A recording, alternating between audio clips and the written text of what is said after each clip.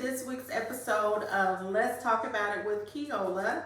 And I am your host, Keola. And I want to thank you guys for joining me today. And I have an absolutely gorgeous baddie here with me today. She's an entrepreneur. This is part 2 of our entrepreneur series. So make sure you check out part 1. And today I have Miss Faith with me. And so she's going to introduce herself and tell you a little bit about her, and we're just going to talk about it.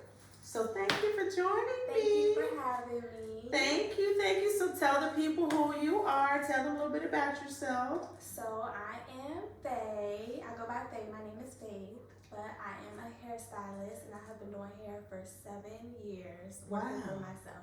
Okay. And so how do they reach you on the social media world? You can find me at Fai The Stylist, Fai The Stylist.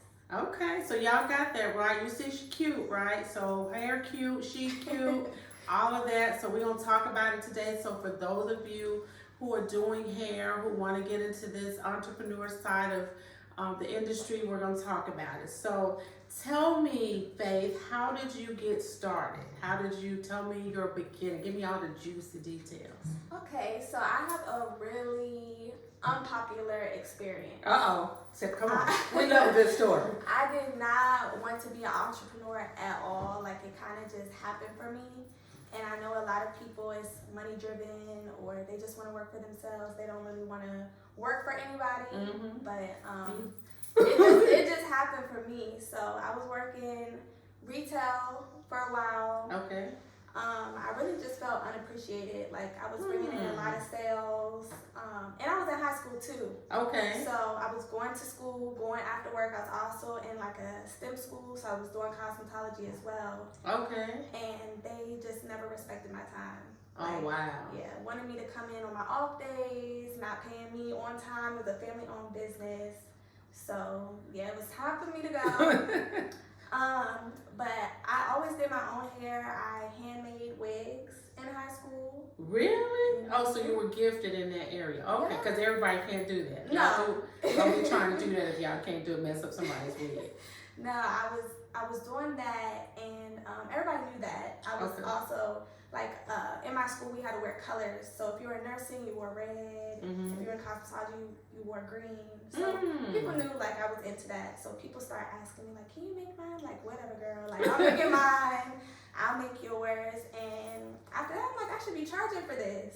Okay. So I started making $50 wigs. What? Hand making them. It took me like 3.5 hours. Get out of here. Everybody was getting their wig made. And after I graduated, I was able to buy my first car in cash, like all cash.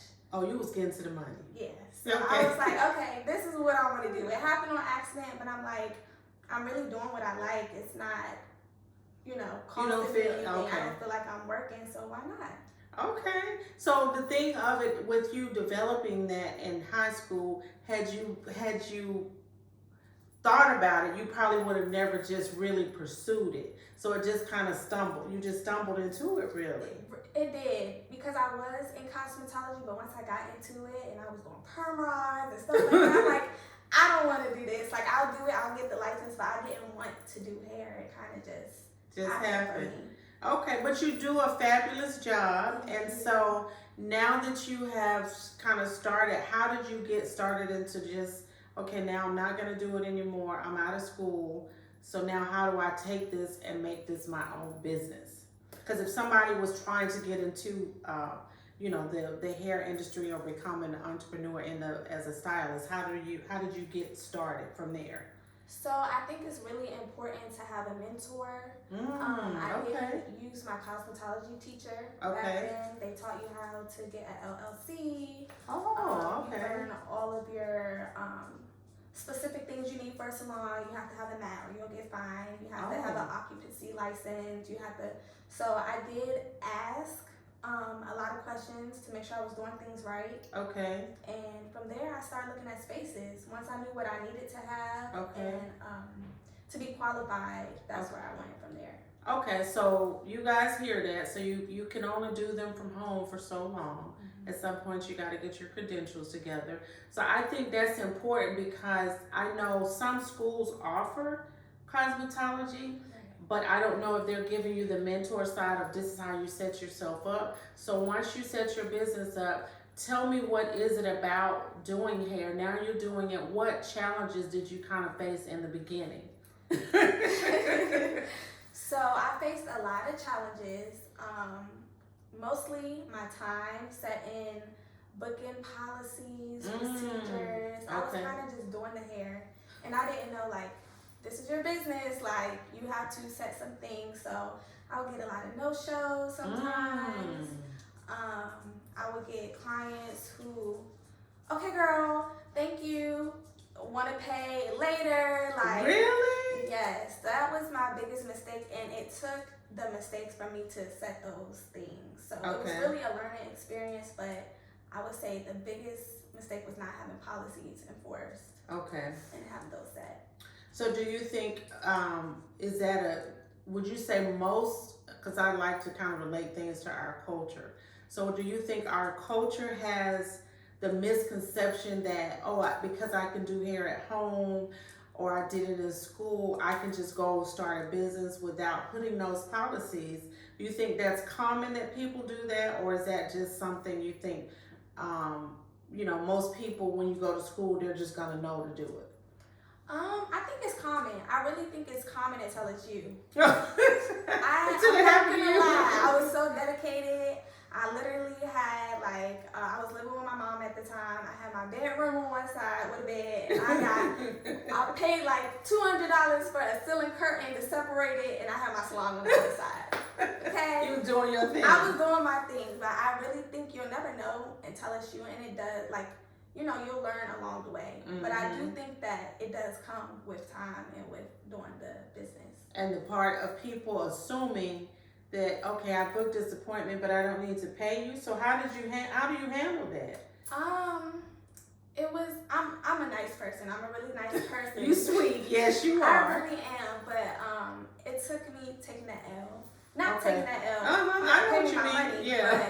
But the uncomfortableness, I never wanted to experience a hard conversation. So I make sure I never had to do that again. Okay. So the rules kind of help you put that in place. So like when you go to the your site and you see those options, that's how you develop that. Absolutely. Deposit is needed, and I need the cash right after the service.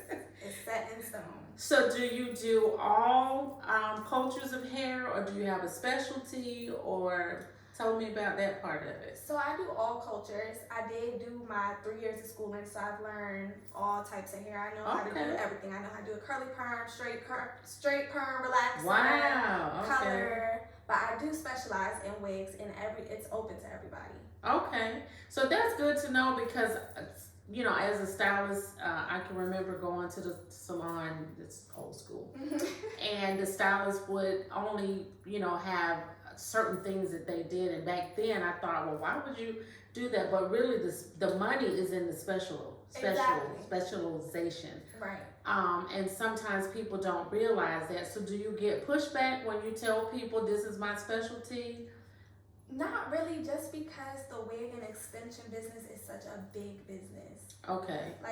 That's the now right now. I know there are a lot of natural women out there, but people will always need a wig. Always. And it's not just for the looks. You have people with alopecia, you have people with medical conditions, cancer, so it'll always be there. Right. And I think that's the beauty of it, because it's one of those professions. It's like you're almost like a medical field, because you'll have those specialties, and you have people that are always going to need, like me, who can't do my hair, but people who wear wigs for reasons that are, like you just mentioned before. So now that you've, kind of honed in on your specialty, and what, your rules or your guidelines are, so what do you love about what you do? So I know I said in the beginning it was an accident, but I really do love enhancing people's beauty that they already have.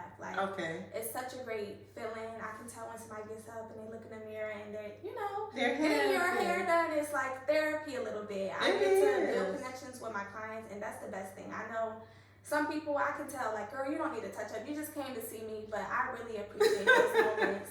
You know, being able to talk to people and be a part of people's life, essentially. I have clients, I'm doing your hair for your baby shower. Oh. You come back, it's your wedding. So, like, that's something, if I did choose to do something different, even doing what I'm doing now, I always want to make a difference. Oh, so okay. That's what I love most about it. And so that's what makes you different, though. And so that's the part that I think when you're an entrepreneur, I'm going to say that to you guys, it's the fact that you want to make a difference. Because I hear people say all the time, I want to start a business, I want to do this, I'm an entrepreneur, but why are you doing it? And so your purpose for you, your why is, I want to make a difference, and to be able to do that and then do it with something that you enjoy. So what skills do you feel like you needed that you now have, or that you need in general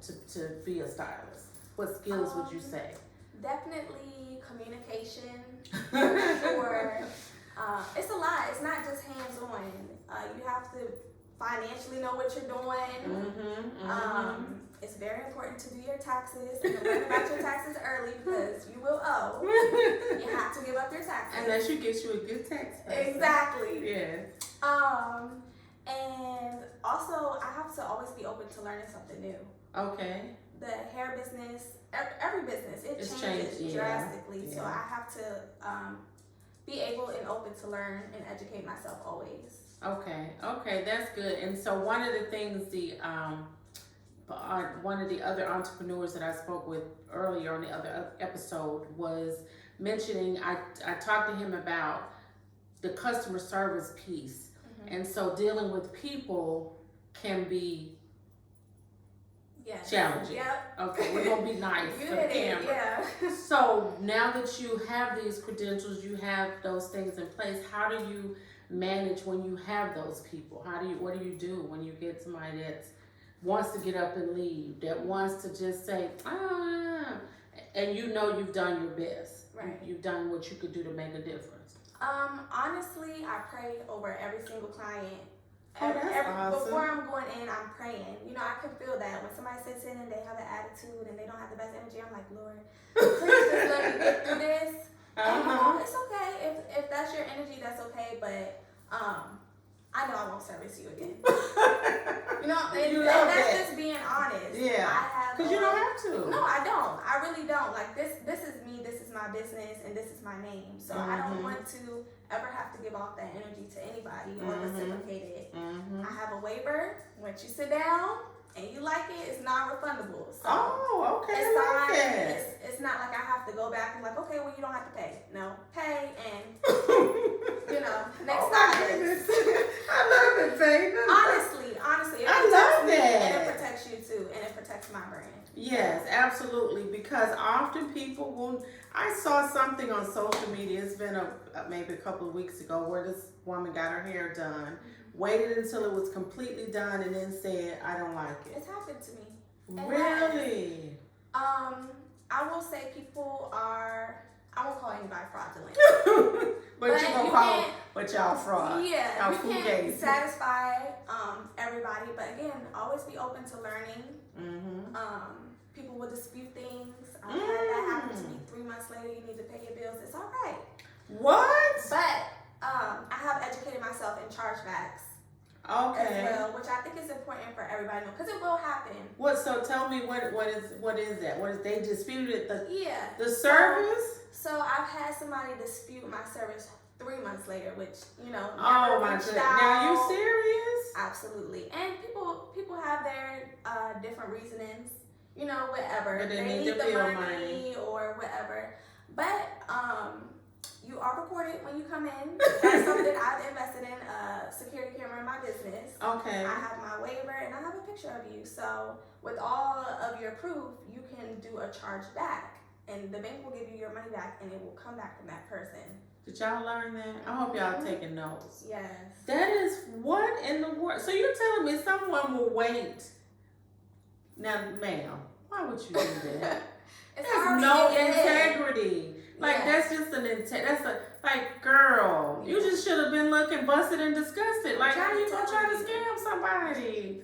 You just look at that is, and so ultimately it helped you though, because now you got something to protect you. Yes, yeah. And that's what I was explaining earlier about learning your lessons and then enforcing it later. Like it's a part of business. You can be the best of the best and the sweetest person, at what you do, but it's important to know those things so that you can apply them later. Yes, because I can't imagine like 3 months. Like, I'm assuming everything was okay. I didn't even know what a client was. You know, you're trying to find your picture. Right, like what in the world? Oh my goodness. Yeah, so would you say that's one of the, if you had to tell someone that was going into business for themselves as a stylist, what are some of the things that you have to pay attention to? I like to call them red flags. Yes. So what are some of the red flags? We know now that's one. So are there other ones that you say, okay, this happened and now I know to protect myself because of this? So what other things could possibly, other than making someone beautiful, what do you have to watch out for?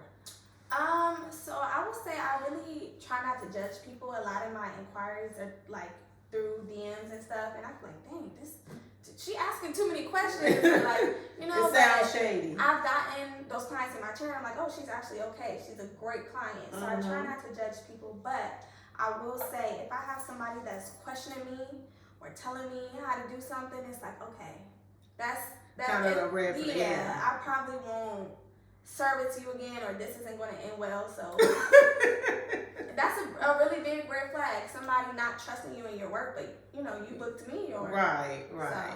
That would be the biggest. Okay, so now you know. Okay, if this person giving off those clues, let me just make sure that I kind of pay attention to what, because I could see that becoming the person that's like, yeah, I didn't like my hair, but you've done it and they love it. Yes. Exactly. And now they want to pay. Exactly. But your waiver protects you, though. It does. That is fantastic. So I think if you ladies or gentlemen or men, whatever, are out there doing hair and you don't have that, she just told you what you need to do to protect yourself. So get you a waiver. If you don't have one, get you a camera if you need that. $20. Yes, and so now learn about the chargeback game, because obviously it's tough out here in these hair streets that they got to do all this and try to. I just can't imagine that. So you seem like you have so much patience and you're calm. So when that happens and people see that side of you, are they surprised? Nobody really gets to see that side of me in my business. Okay. Fai, absolutely. Fai The Stylist, no. I'll never show it. You know, I'll reach out, hey, is there anything that went wrong? Oh, all right. I'm going to submit the evidence and, and that's it. So, okay. I like that. So would you say that if you were going to tell someone who's trying to get started, what would you tell them that, they need to do first to get to where you are? Honestly, I would say first, create a image for yourself. I didn't have anybody. I said I was hand making the wigs. So I didn't have any clients. I was the client. Okay. Establish yourself. Put a face on it. People like to see you. And then from there, create your brand. Get you a logo. Get you a name. Like, get yourself out there and then worry about the rest later. Okay. So don't overthink it. No. Yeah, just jump what I normally say is jump off the edge of the pool, get in there, you'll start swimming and you'll see what happens. And where do you see yourself going? Do you want to eventually be in a partnership, or you kind of like doing it because you're alone in your salon, right? In your shop. So would you want someone else? Would you want to rent out booths, or kind of tell me where you'd like to go with that? So my goal is to ultimately get a space, have multiple suites, and it would be a one-stop shop. I get a lot of clients, they're like, hey girl, I gotta get my makeup done after this, or my nails. I want to create a space where you can get everything done, and everybody is a good service provider, good energy, good morals, good ethics. Like, I don't want it to be, catty, and that's why I've worked for myself for so long by myself in a solo suite. Okay. Because salon atmospheres can be really catty, competitive, and I want to change that. I like that. I like that. And that's weird to me though, because there are people that are going to gravitate to you because of your skill and your craft. Right. And so why be catty? Right. So that's a good thing. So it's just you in your shop. Yep, it's just me. Okay, so y'all understand that. So when you come, it'll be a vibe. You won't have all that extra unnecessary bad energy there. Absolutely. And where's your shop located? I'm in Marietta, Georgia, Okay. and I'm right next to the Battery. Okay. Oh, that's a good location. 5 minutes. Okay, so do you feel like at that location kind of is more of us, or is it a mixture, would you say? I would say out of all 4 years I've been here, this has been the best location that I've been at. I've been in Tucker. Oh, okay. And I've been in Marietta, and I've been in Alpharetta. Oh, wow. Yeah, I made it work, but Marietta it's been the best for me. That was different. That was so. You're not originally from. Tell people where you're originally from. I'm from Maryland. So she's a Maryland girl. Yeah. So is it different with clientele here versus Maryland? Yes. That is actually the reason I moved here. Oh, okay. I saw that Atlanta was like the hair capital, and it's right. Back in Maryland, you have your birthday or a graduation and Special. stuff, and that's what you'll get your hair done for. What? They're just not cute every day? Oh, no. No. What But y'all here, doing? I have my clients, they're like, girl, I'm going to the club tonight, or I'm going on a date, or so I have like absolutely loved my experience being here. Okay. And having more consistent, faces. I'm seeing girls once a week, maybe twice a week. So that's the difference. Wow, that's interesting. So, okay, so that's I never would have imagined just getting your hair. Well, I guess that's where you are. But yes, Atlanta, we definitely got to get the hair done. That's just one of those things. So with you being here, and you've been here, you said 7 years? I've been here since 2019. Okay, so not that long. Yeah, doing hair for 7 years. Okay, doing hair for 7 years. So in the time that you came right before COVID, right? I did. How did you manage? What in the world? I know, right? Like you was adventurous. I really was. I did not know that was going to happen. I moved here November 2019. What in the world? Yes. Like right when it was kicking off. But so you must be like real focused and determined. I really am. But I will say, also put your pride aside when it comes to your baby. My business is my baby. Okay. So once COVID happened, and I was like, dang, like, what am I going to do? People can't get their hair done. It's against the law to get your hair done right now. The people's going to come snap it up. Right. I went and I got a job. I started working at Ulta, and I sat up there. I was new here too, so this was supposed to be my time to build my clientele, but everybody was in the house. I sat at that register and I collected clients. People would be like, your makeup, I would get up, do my makeup, do my hair. They're like, your hair is so pretty, your makeup so pretty. I built my clientele probably in like a month and a half. Get out of here. Yeah. That was very, so that's so you're a creative person then. Yeah, I'm always thinking. Yes, because I would have, okay, so listen, I don't do excuses. So those of you who would have taken that and said, oh, woe's me. What am I gonna do? Okay, so you were creative and put your, perspective in. Okay, so I'm here. I gotta find some other kind of way to make this work. And so that jump started your business. It did, yeah. Wow. And so that from there, you just kind of built your clientele from being here. Yep, from working, being the face of the register, people seeing me in the store, and of course I went somewhere beauty related. So yeah. Put it together, of course. Just social media too. Social media is very big. I was advertising that I was coming to Atlanta before I got to Atlanta. Before I knew I was coming to Atlanta. And I had bookings before I even left Maryland. So that's super important too. So the creative part. So then you're also not afraid to jump off the side of the pool. I'm always jumping. Yeah. But that's the part I think. So when you're an entrepreneur, what I've learned is that people kind of think it looks easy, like from the outside of the window, like your business is successful. Oh, it must be really easy. But you had to build, you had to really put things in place. And then you came to another city, right, or another state, actually. I'm sorry, and really had to, and you did it in a time when people they were inside. Right.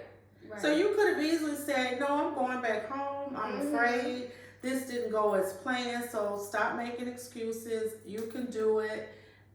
Just step back. And we just talked about this. Sometimes you have to step back so that you can step forward. So when you're stepping back, it doesn't mean you're stepping back because you're failing or you're losing. You're stepping back so you can refocus. Right. And then I love that. Oh, that is so encouraging, because I hear people say, I want to do this, but oh, this happened. You just threw that out the window and was like, yeah, I got to make this work. Yeah, absolutely, yeah. Yes, that is fantastic. So, at this point, I think from an entrepreneur perspective, and this is again part 2, I'm a different type of entrepreneur, but I am a person who, I've tried working in corporate America too. Get somebody else to do it. Thank you. It's not my thing. We'll do it if I absolutely have to, but I love the freedom. Yes. It's something about, there's no monetary value that you can put on. If I want to work this week 60, 70, 80 hours, and then I want to take 2 or 3 weeks, I do it. Yes. I do it. Yes. Isn't that wonderful? It really is. It's a blessing. Sometimes I'm hard on myself, like, dang, girl, you're not at work, but like, working 6 days out of the month is a flex. Like, yes, it really is. You know? It really is. And I think when you can get your perspective to kind of connect with that, you're like, okay, if you're going to someone's 9 to 5 or a corporate job, you're not feeling fulfilled, you know you're kind of creative, you know you want to do something else. You've just heard how she's able to start from high school, take this to where she leave an entirely different state, build a business, and there are people afraid to go down the street to pass out a card. Right. Oh, excuse me. I'm sorry, y'all. My drink kicked in. No, excuse me. But I think that is so admirable. I love to see women and men who are jumping out, whether it is to be in corporate America, but doing something for yourself. You know what I mean? Right. And then we as women have to be so versatile. And so to hear you doing that, so there you have it. That is this week's episode. I definitely hope that you guys took notes. This is part 2 of the Entrepreneurship series. So hopefully you got some great nuggets for those of you that are considering hair. And then Faith is going to give you her social media information again, so you can reach out to her. But make sure you're subscribing to me on YouTube so you can stay in touch with me. And so tell them how to reach you again. Yes, my Instagram is Fai The Stylist. Okay, so y'all got that. So go get cute, get your hair together, and pay the lady. Yeah. Like, she's going to do a good job. She got a waiver, so don't even try it, okay? No. But thank you guys for tuning in. We appreciate you. I hope that you are enjoying each episode. My goal is to get better and better and better. I'd love to hear from you. And just remember to stay connected with me on on TikTok and Instagram. Love you without judgment, and see you next time. Bye-bye.